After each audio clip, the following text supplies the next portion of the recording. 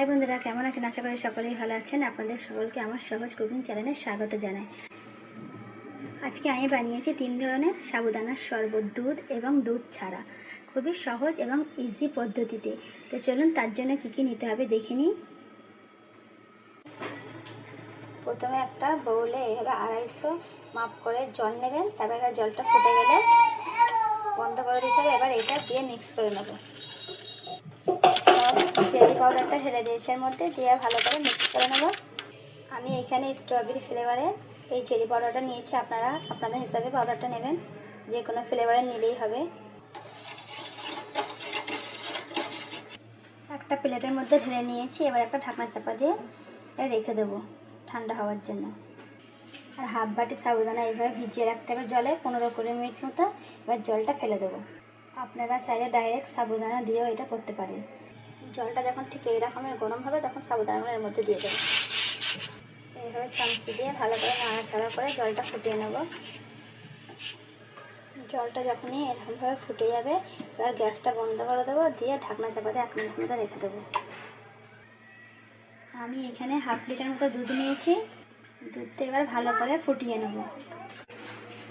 আর এক সাইডে এইভাবে ছোটো চামচে 2 চামচি সবজি নেবেন, নিয়ে তাতে জলে ভিজিয়ে রেখে দিতে হবে 15-20 মিনিটের জন্য। দিলে দেখবেন এই ধরনের ঠিক সবজিগুলো ফুলে যাবে এরকমভাবে। দুধটা ফুটে গেছে। আর এটা 2 মিনিট ধরে ভালোভাবে জাল দিয়ে নেব। আর দুধটা 2 মিনিট জাল দিয়ে নেব।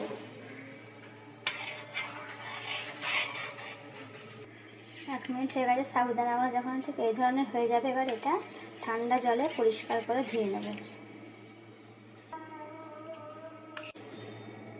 মিক্সারের জারে 5 চামচ মতো চিনি নিয়েছি। এবার এটা পিষে পাউডার তৈরি করে নেব। ঠিক এই রকম জেলিটা সেট হয়ে গেছে, দেখুন হাতে চিপকাচ্ছে না, খুব ভালোভাবে।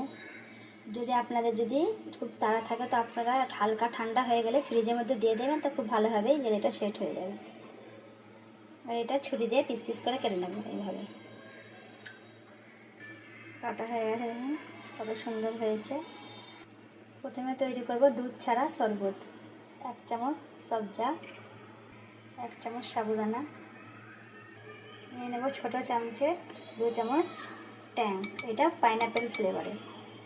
এইটা এর বদলে আপনারা অন্য কিছুও দিতে পারেন, রসনা। আর 1 চামচের অল্প চিনি পাউডার দিয়ে দেবো। জল ভালো করে মিক্স করে নিতে হবে।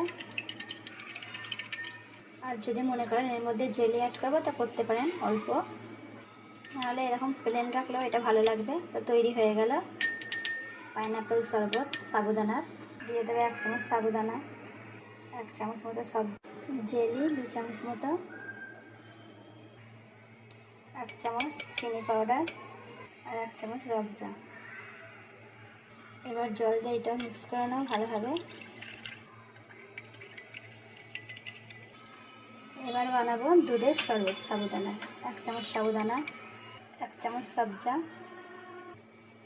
রবজা, 1 চামচ মতো জেলি, 2 চামচ, 1 চামচ চিনি পাউডার আর দিয়ে দেবো দুধ। ভালো করে সব কিছু মিক্স করে নেব।